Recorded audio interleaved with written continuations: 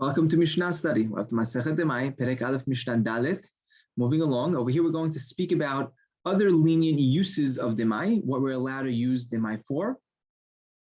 הדמאי מערבים בו, ומשתתפים בו, ומברכין עליו, ומזמנים עליו, ומפרישים אותו ערום בין השמשות. אם הקדים מעשר שני לראשון, אין בכך כלום.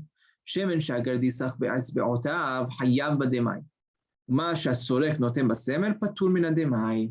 So Demai, you're allowed to make an eruv with it. If a person wants to make an eruv hatzirot or an eruv tehumim, right? Eruv hatzirot is trying to make an eruv with his neighbor, right? They're in the same courtyard. They want to be able to carry on Shabbat. So they need to set a place where they all have, officially what they can eat one meal together. So they take some bread or whatever it may be, right? And they say, I want to take Demai fruits, right? They go ahead and do so. You're allowed to do that. You're allowed to make an eruv with these Demai fruits. Umishtatefin bo, you're allowed to do shituf mevoot. Again, if there are a few courtyards around, surrounding an alleyway, and they wanted to make that entire alleyway for people to carry in and out of their courtyards into the alley and from one courtyard to the next, they have to make a shituf mevoot, it's called, where they are partnering all of the people in that alley. So you're allowed to do that also with the Demai fruits.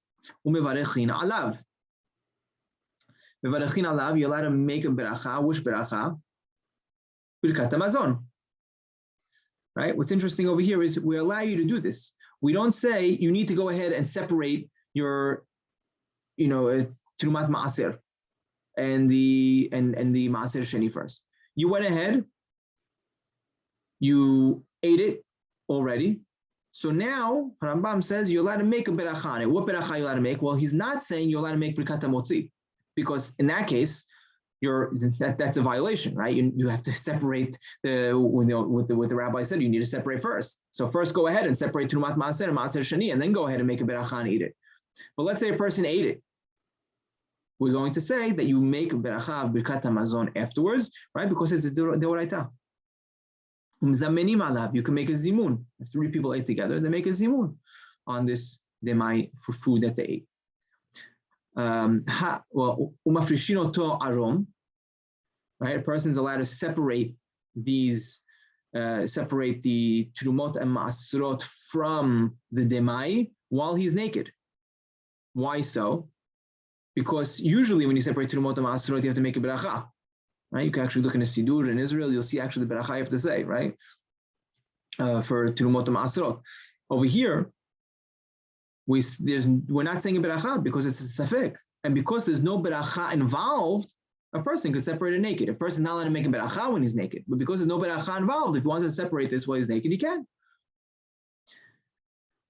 And then ben hashemashot, you're allowed to separate it. Ben hashemashot, meaning on Shabbat ben hashemashot. Friday night, you're coming into Shabbat. We actually read this every week in Bamim Malikin. Right? We say that you're not allowed to you're not allowed to separate maaser from the vadai, something that's for sure you didn't take trumot and maaserot from it. You're not allowed to separate that ben hashemashot, right? Because you mitaken, that's fixing. Aval me'aserin et demai. You are allowed to separate maaser from the demai. So if you have demai and you want to separate the trumat maaser and maaser sheni, ben hashemashot, Friday night, you remember after sunset, before stars out, you remember, you're allowed to go ahead and do that, right? Because it's over here. It's a gezerat hachamim. Hachamim allowed it in this time. Next part of the Mishnah.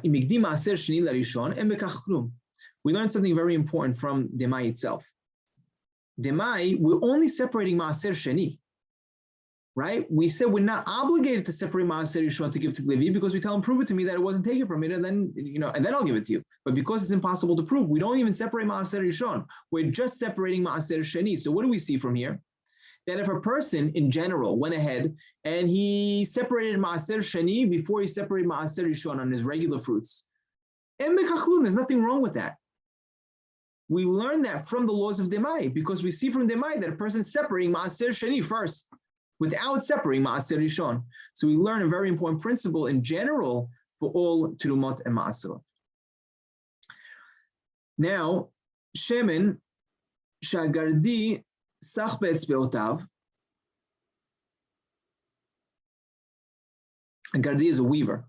So he's weaving something, and I guess he wants to anoint his fingers so it's easier to weave. So hayav b'demai, that's going to be obligated in demai. He's putting it on his fingers, right? The point over here is that when he's going ahead and he's putting it on his fingers, he's using it, right? He's not actually it's not going to total waste. Rather, it's being absorbed into his skin. So it's going to be hayav and demai. But masha sorek notem batsemer, when someone's combing wool and he wants to comb easier and he puts some oil in that wool, that's going to be patur from demai because it's not being absorbed into his body. So that is going to be patur.